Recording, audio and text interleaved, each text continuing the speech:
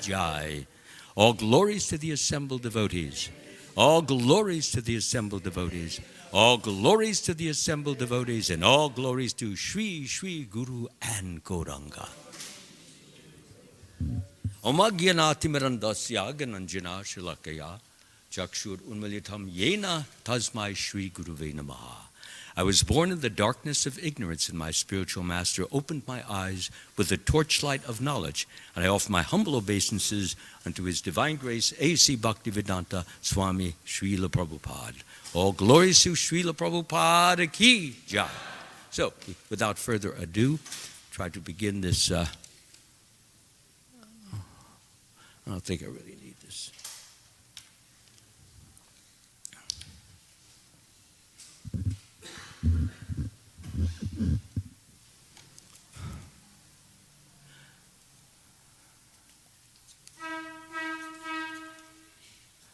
The signal to begin. The Ratha Yatra festival, the parade of the chariots of Lord Jagannath, Subhadra, and Balaram, is yearly celebrated at the home of Lord Jagannath in India called Jagannath Puri. At Jagannath Puri, Lord Jagannath is worshipped in one of the oldest temples in India. I think it was established in 1175. The story of how Lord Jagannath appeared is a very interesting episode in Vedic history, and it begins now. King Indradumna was a great devotee of Lord Vishnu and was very eager to meet him face to face. One time, by the Lord's arrangement, a devotee of the Lord arrived in the court of King Indradumna, and in the course of discussion, he began to talk about an incarnation of Lord Vishnu named Nila-Madhava. After hearing these topics, King Indradumna became very inspired and sent different Brahmins in different directions to search for and inquire about Lord Nila-Madhava. All of them, however, were unsuccessful and returned to the capital city of the king, except for one priest of the name Vidyapati. After wandering into many places, Vidyapati finally came to a district whose population was of a non-Aryan type called Shabra, pig farmers. There he took shelter in the house of a local of the name Vishvasu. When he arrived, the master of the house was not there, but his young daughter, Lalita, was there alone. In a short time, the master of the house returned and instructed his daughter to render all service needed for hospitality to the Brahmin guest. For some time, Vidyapati stayed there, and later, by the special request of the Shabra, he married the Shabra's young daughter. While Vidyapati lived in the house of the Shabra, he noticed some peculiarity in his host's behavior. Every night, the Shabra would go out, and on the next day at about noon, he would return to the house scented with various fragrances such as camphor, musk, and sandalwood. Vidyapati inquired from his wife about the reason for this, and she informed him that her father would go out to a secret place to worship who? Sri Nila-Madhava, yes. After that day, Vidyapati's joy knew no bounds. Actually, Lalita had been ordered by her father not to tell anyone about Sri Nila-Madhava, but she overstepped that order by telling her husband. Vidyapati immediately became eager to see Sri Nila-Madhava, and finally one day, by the repeated request of his daughter, the Shabra Vishvasu bound the eyes of Vidyapati and took him to see Sri Nila-Madhava. As they were leaving, Vidyapati's wife secretly bound some mustard seeds in the border of Vidyapati's cloth. And so, while passing on the path, he threw them down to mark the way. When they reached Sri Nila-Madhava, the Shabra removed the blindfold, and Vidyapati, seeing the unprecedented beauty of the deity of Sri Nila-Madhava, began to dance in ecstasy and offer prayers. Here it is clearly seen that Sri Nila-Madhava was a deity incarnation of the Supreme Lord. Deity incarnations are called Archa Vigraha. The Lord appears in deity forms to benefit his devotees, especially those who are less advanced. Since the Lord cannot be seen by any but the most advanced devotees, he appears as the deity to accept worship. Krishna says in the Bhagavad Gita, Manmana bhava mad-bhakto madhyaji mam namaskuru. Always think of me, become my devotee, worship me, and offer your obeisances, unquote. Therefore, he appears in the deity to accept the worship and obeisances of his devotees. He puts himself in the hands of his devotees to receive their service and help them develop love for him. This is an aspect of Krishna's great mercy and his desire to free all the conditioned souls from bondage in this material world. Thus, Vidyapati personally witnessed the mercy of Sri Nila Madhava. After Vidyapati finished his prayers, the Shabra kept him near the deity and went out to collect roots and forest flowers for worship. While the Shabra was out, Vidyapati witnessed an astounding thing. A sleeping crow fell off a branch of a tree into the nearby lake and drowned. It immediately took a four-armed Vaikuntha spiritual form and started back to the spiritual sky. Seeing this, the Brahmin climbed up the tree and was about to jump into the lake following the liberated crow. As he was about to jump, however, a voice in the sky said, "O Brahmin, since you have been able to see Sri Nila Madhava, you should before all else inform King Indradyumna."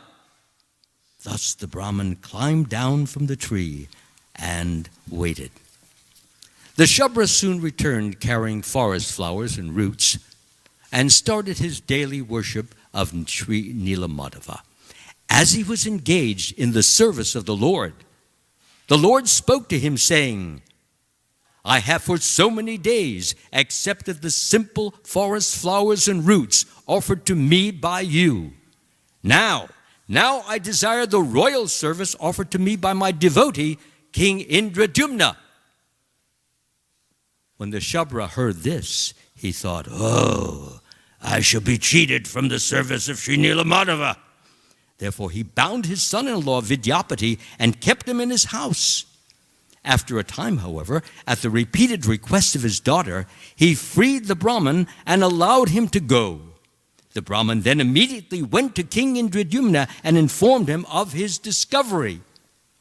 The king, in great ecstasy, went forth with many people to bring back Sri Nila Madhava. From the mustard seeds thrown along the path by Vidyapati, small plants had grown. So by following those plants, the king was able to trace the path to Sri Nila Madhava. When they reached the spot, however, they did not find him. Not being able to see the beautiful form of the Lord, King Indradyumna besieged this village of the Shabras and arrested the Shabra named Vishvasu. Suddenly, however, a voice in the sky said to the king, "Release this Shabra. On top of Nila Hill, you should construct a temple. There as Daru Brahman, or the absolute truth manifested in a wooden form, you will see me. You will not see me as Nila Madhava." To build the temple, To build the temple, King Indradyumna made arrangements to bring stone from a place called Baulamala by building a road from there to the Nilakandara hill. The holy abode of Sri Kshetra or Puri is in the shape of a conch, and in the navel of that conch, the king established a town of the name Ramakrishnapura and constructed the temple. The temple extended 60 cubits, or 100 feet, beneath the earth and rose 120 cubits above the surface, which is about 200 feet. At the top of the temple, the king built a kalasa, or round pinnacle, and on top of that, a chakra, or disc. He also had the temple decorated with golden ornamentation. Then King Indradyumna, desiring for Lord Brahma to consecrate the temple, traveled to Brahmaloka, spent some time there, and then returned.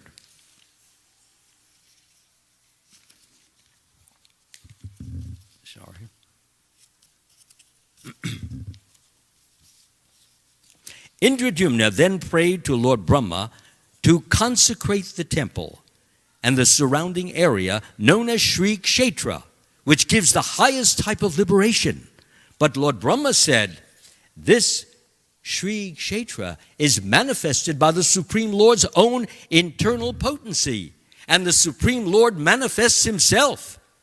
Therefore, it is not within my power to install the Lord here.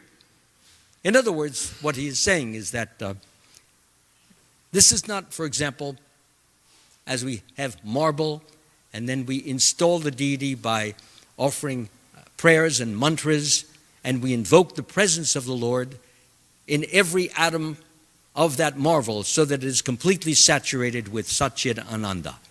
So what is being said here is that the Lord is manifesting himself. You don't have to invoke. You don't have to, he is already there. Therefore, it is not within my power to install the Lord here. Lord Jagannath and his abode are eternally situated in this material world by his own mercy. Therefore, I shall simply place a flag on the top of the temple and give this blessing. Anyone who from a distance sees this flag and bows down, offering his prostrated obeisances, shall easily become liberated. After some time, King Indradyumna became discouraged at so much delay in seeing Sri Nilamadeva. Deciding that his life was useless, he lay down on a bed of kusha grass, determined to give up his life by fasting. At that time, Lord Jagannath spoke to him in a dream as follows: My dear king, don't be anxious. I shall come floating in from the sea in my wooden form as Daru Brahman at the place called Banki Muhan. With a company of soldiers, the king then went to that place and saw on the shore a huge piece of wood marked with a conch, disc, club, and lotus. Although he engaged many men and elephants to move that Daru Brahman or woody Brahman, they couldn't even budge. But that night in a dream, Lord Jagannath again spoke to the king, saying, Bring my previous servant, Vishvasu, who used to serve me as Nilamadeva, and place a golden chariot in front of Daru Brahman. The king began to work according to the instruction of that dream. He brought the Shabra Vishvasu and put him on one side of Daru Brahman, and on the other side he put the Brahman Vidyapati. Placing a golden chariot before the Daru Brahman, he then started a kirtan, chanting of the holy names of the Supreme Lord. Then the king caught hold of Daru Brahman and prayed for the Lord to mount the chariot. Daru Brahman was then easily placed on the chariot and taken to an appointed place. To carve the deity of Lord Jagannath from the Daru Brahman, King Indradyumna called many expert sculptors. None of them, however, was able to touch Daru Brahman, for as soon as they started, their chisels broke and fell to pieces. Finally, the artist Vishvakarma, the architect of the demigods, appeared there in the disguise of an old Brahman called Ananta Maharana, and he promised to carve the deities exactly as Lord Vishnu had ordered him to. He said that if he were allowed to work behind closed doors for 21 days, repeat, 21 days, the deity would be carved. Immediately, preparations were made. According to the old sculptor's directions, all the other artists were engaged in making 3 chariots. The old sculptor then took Daru Brahman into the temple and closed the doors, after making the king promise that the sculptor would reside alone, and the king would not open the doors of the temple even slightly before the 21 days were completed. After 14 days had passed, however, the king was unable to hear the sounds of the artist's tools, and so he became full of anxiety.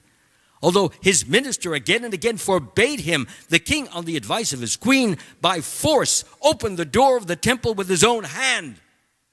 Inside, the king did not find the old sculptor, but instead he saw that Daru Brahman was manifested in 3 forms, as Lord Jagannath, Subhadra, and Balaram.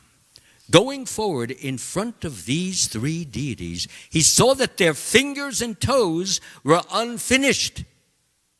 The king's wise minister then informed him that because the king had broken his promise by opening the doors 7 days too soon, as the Lord had instructed him, Vishvakarma, to not finish the deities.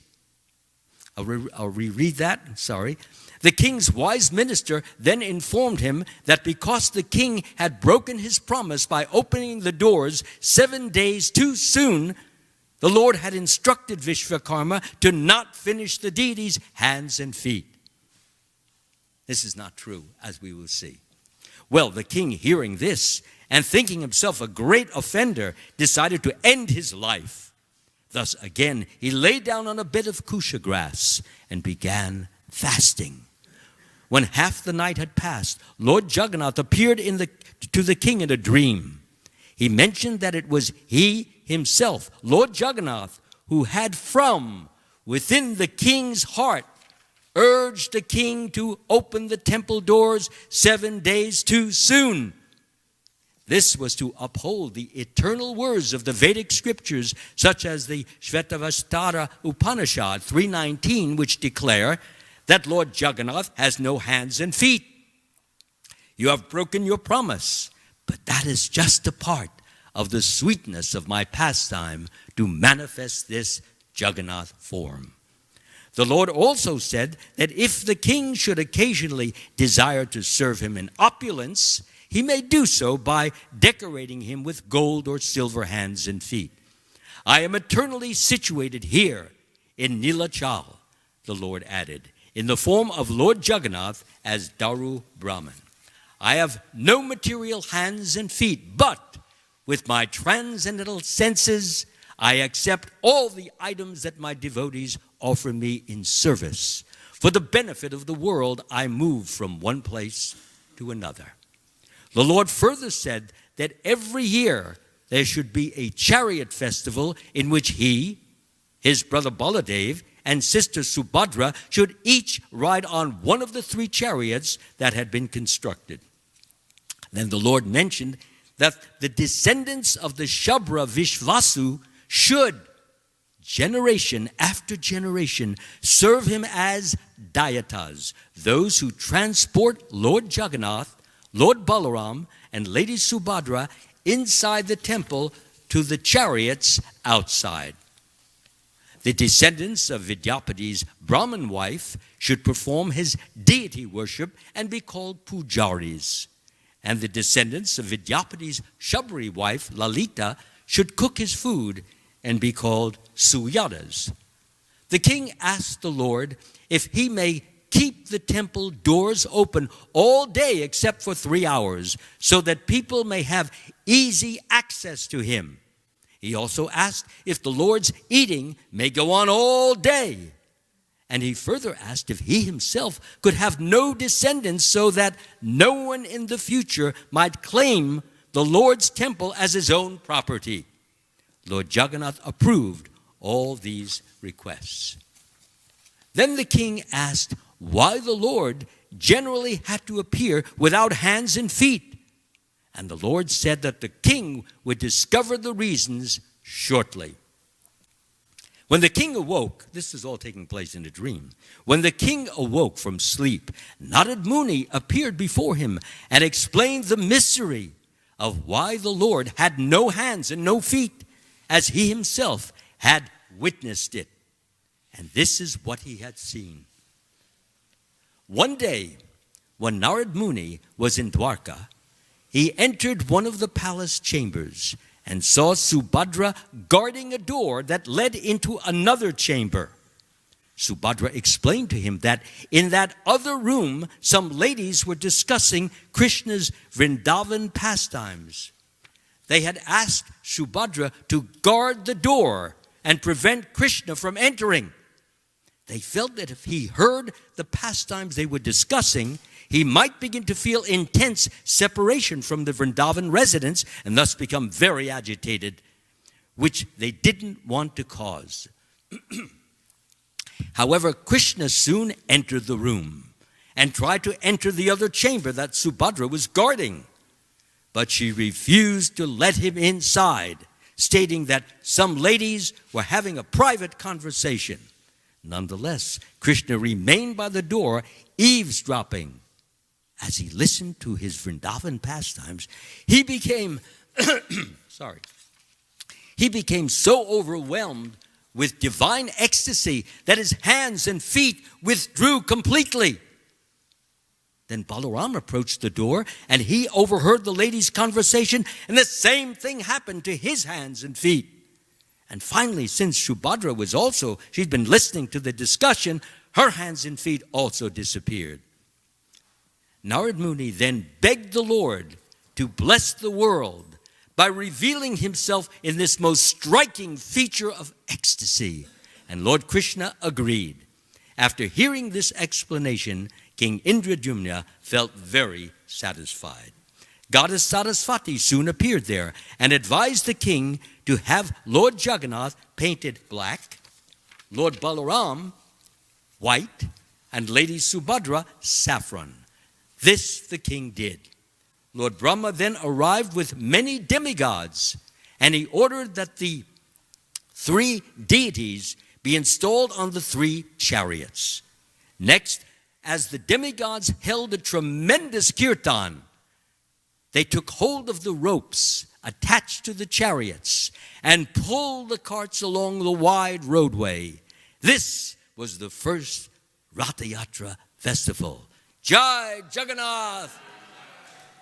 And what does this festival actually mean? It symbolizes the desire of the gopis or milkmaids of Vrindavan to draw Krishna back to that scenic village so that they could once again engage in loving, devotional service to him and thereby increase his divine pleasure. But what is the benefit bestowed by this festival?